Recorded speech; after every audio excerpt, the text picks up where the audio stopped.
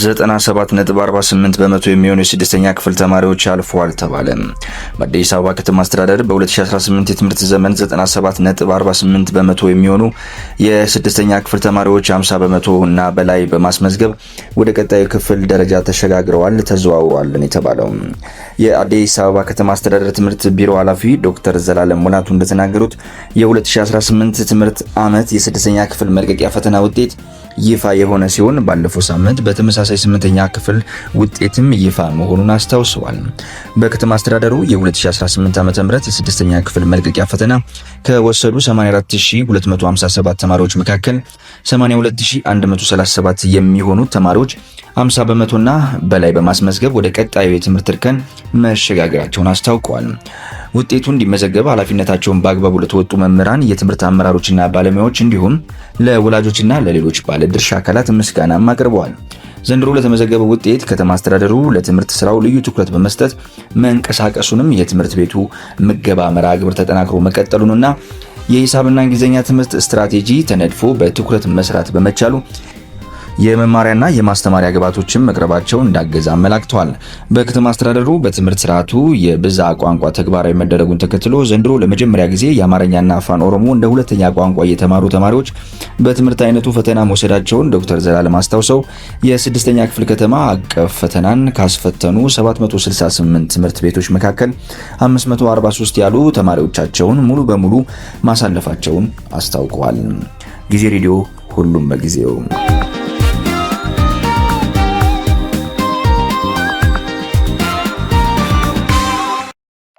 አንጋፋዋ ድምፃዊት ራሔል ዮሐንስ ስርዓተ ቀብር ዛሬ ይፈጸማል። በኢትዮጵያ ሙዚቃ ታሪክ ውስጥ በተለይም በዘመናዊ ሽሬና በባህላዊ ስራዎቿ የብዙዎችን ልብ የማረከችው አንጋፋዋ ድምፃዊትና የዜማ ደራሲ ራሔል ዮሐንስ ትላንት ከዚህ ዓለም በሞት ተለይታለች።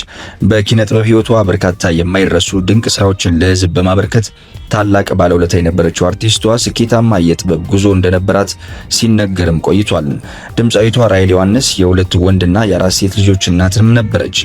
የአንጋፋ ድምፃዊት ራሔል ዮሐንስ ስርዓተ ቀብር ዛሬ በአዲስ አበባ ሀገረ ስብከት ደብረ ምሕረት ሰዓሊተ ምሕረት ቅድስት ማርያም ቅድስት ክርስቶስ ሰምራ ካቴድራል ከቀኑ 8 ሰዓት ላይ ይፈጸማል የተባለው።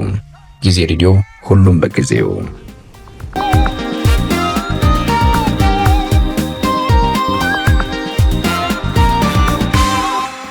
ከተፈጥሮ ልምላሜ ጀርባ ያለውን ህልውና ጥሪ አስፈላጊ ነው ተባለ። ዛሬ የምንተነፍሰው እያንዳንዱ አየር፣ የምንጠጣው እያንዳንዱ ጠብታ ውሃና የምንረግጠው መሬት ሁሉ የህይወታችንን ዋስትና ናቸው ሲሉ ነው የተገለጸው።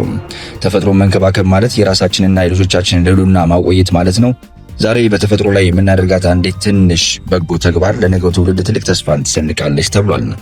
መሬት አይከዳም እንዲሉ አበው መሬት የሰጧቸውን በበረከት የምትመልስ የዘሩባትን አብቀላ የምትመግብ ታማኝ እናት ናት ሲሉም አክለው ገልጸዋል።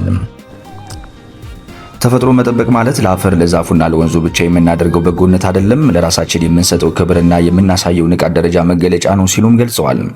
በአማራ ክልል የአካባቢ ጥበቃ ባለስልጣናት የአካባቢና ማህበረሰብ ተጽዕኖ ግምገማ ዳይሬክተር አቶ አብርሃም ማርዬ የተፈጥሮ ስነ ምህዳር ሚዛንን መጠበቅ ለሰው ልጅ ሁለንተናዊ ህልውና፣ ለአካላዊ ጤንነትና ለቅን አእምሮ አስተሳሰብ ግንባታ ቀጥተኛና ሚዛናዊ ወሳኝነት እንዳለውም ገልጸዋል።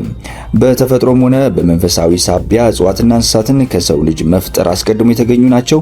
የሰው ልጅ እነዚህን ጸጋዎች ተጠቃሚ ብቻ ሳይሆን ተንከባካቢና ጠባቂ የመሆን ታሪካዊ ኃላፊነት እንዳለበትም ገልጸዋል። ነገር ግን ይላሉ ዳይሬክተሩ፣ የሰው ልጅ ያለ እጽዋት ኦክሲጅን ለሰከንዶች እንኳን መኖር የማይችል ቢሆንም ለእጽዋት የሚሰጠው ትኩረት ግን አሁንም አነስተኛ ነው። ማህበረሰቡም እጽዋትን ለኢንዱስትሪና ለምግብ ግብዓትነት ብቻ የመመልከት አዝማሚያን ቢኖረውም እንኳን ጥቅማቸው ግን ከዚያ የላቀ ነው ብለዋል። የሰው ልጅ ቅንነትና የተረጋጋ ባህሪ የሚገነባው ተፈጥሮ በተሞላበት አካባቢ ሲኖሩ ብቻ ነው ይላሉ። ተፈጥሮ ሲደፈርስ የሰው ልጅ ባህሪም አብሮ ይለወጣል ሲሉ ነው የገለጹት። አሁን ላይ የሰው ልጅ ቁጥር በከፍተኛ ሁኔታ እየጨመረ በመምጣቱ በተፈጥሯዊ ሚዛን ላይ ትልቅ ጫና እየተፈጠረም ይገኛል ሲሉ ነው የገለጹት። ቀደም ሲል የሰው ልጅ ስለራሱ የዕለት ከዕለት ስራ ብቻ ይጨነቅ የነበረ ቢሆንም አሁን ላይ ግን ትልቁ ጭንቀት የተሰጡትን የተፈጥሮ ጸጋዎች በአግባቡ ያለመያዛችን ሊሆን ይገባልም ብለዋል። ወደፊት በዓለም ላይ የአረንጓዴ እጽዋት፣ የህዋ ንጹህ አየርና ስፔስ በስነ ምህዳር ውስጥ ዋነኛ መወሰኛ የሆኑ ይመጣሉ ነው ያሉት ምሁሩ። አረንጓዴ አሻራ ዝም ብሎ ለአይን ደስ የሚል ልምላሜን ለመፍጠር ብቻ ሳይሆን የሰው ልጅን አጠቃላይ አስተሳሰብና ህልውናን ለመጠበቅ ሲባል በጥልቀት ሊታሰብበት የሚገባ ታላቅ ተግባር እንደሆነም ተገልጿል።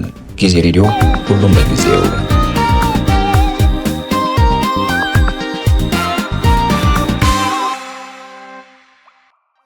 በደቡብ አፍሪካ በጸረ ስደተኞች ተቃውሞ 2 ዜጎች መገደላቸውን ናይጄሪያ አስታወቀች። ናይጄሪያ በዜጎቿ ላይ ለደረሰው ኪሳራ ስልታ ካሳ እንደምትቀበልም ዝታለች። ናይጄሪያ የውጭ ዜጎች ያላግባብ ኢላማ እየተደረጉ ባሉበት በዚህ ወቅት በደቡብ አፍሪካ 2 ዜጎቿ መገደላቸውን ይፋ አድርጋለች። የናይጄሪያ የውጭ ጉዳይ ሚኒስቴር ባወጣው መግለጫ ኤሜካ ቻርለስ ኤሮጉቡ ሰኔ 28 ቀን በፖሊስ መኮንኖች አስፈሪ የምርመራ ዘዴዎችን በመጠቀም እንደተገደለ ገልጸዋል። ማንነታቸውን ያልታወቁ አጥቂዎች ደግሞ የሱቅ ባለቤት የሆነውን ሙሳ ዮዮና ጆንን በተመሳሳይ ቀን እንደገደሉት ነው የተገለጸው።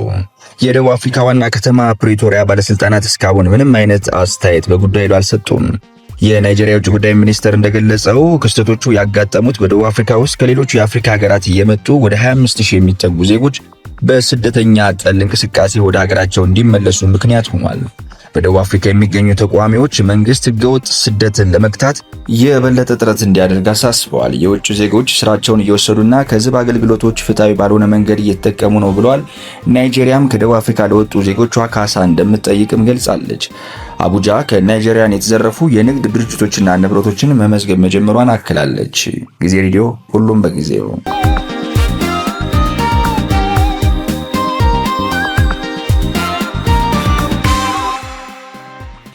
ትውልደ ኢትዮጵያዊው በዓለም ዋንጫው ያደረገው እንቅስቃሴ የብዙዎችን ቀልብ ስቧል። በትውልደ ኢትዮጵያዊ የሆኑት ቤተሰብ የተገኘው በአሁኑ ወቅት በካናዳ ፕሮፌሽናል እግር ኳስ ሊግ ውስጥ አስደናቂ ብቃቱን እያሳየ የሚገኘው ወጣቱ አማካኝ አሊ አህመድ ሁለቱም ወላጆች ከኢትዮጵያ ምስራቃዊ ክፍል ሐረርጌ በዴሳ የተገኙ የአሊ በሰሜኑ አሜሪካ እግር ኳስ መድረክ ተስፋ ሰጪ እንቅስቃሴዎችን በማድረጉ አድናቆትን አግኝቷል። በእግር ኳስ ስፖርት ታላቅ ተስፋ የጣለበትና በአሁኑ ወቅት ሜዳ ላይ በሚያሳየው ቀልጣፋ እንቅስቃሴ ነው ስሙ የገነነው። አሊ አህመድ የእግር ኳስ ህይወቱን የጀመረው ገና በ6 ዓመት ዕድሜው በሰሜን ቶሮንቶ የስፖርት ክለብ እንደሆነም መረጃዎች ያመላክታሉ። ከወላጁ አቶ አፈንዲ እና ከወይዘሮ ሙና የተወለደው አሊ እንግሊዘኛና አፋን ኦሮሞ ቋንቋዎችን አቀናጅቶ መናገር የሚችል ሲሆን ከእግር ኳስ በተጨማሪ የቅርጫት ኳስ ከፍተኛ ፍላጎት እንዳለውም ተዘግቧል።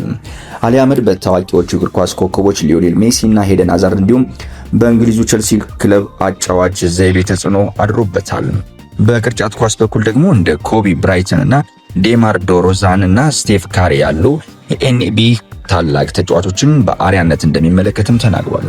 ይህ የተለያየ ስፖርት ክህሎትና ፍቅር ሜዳ ላይ ላለው አስተሳሰብና ብስለት የአካል ብቃት ጥንካሬ ከፍተኛ አስተዋጽኦ እንዳበረከተለትም ለስፖርት ተንታኞች ገልጿል። ጊዜ ሬዲዮ ሁሉም በጊዜው።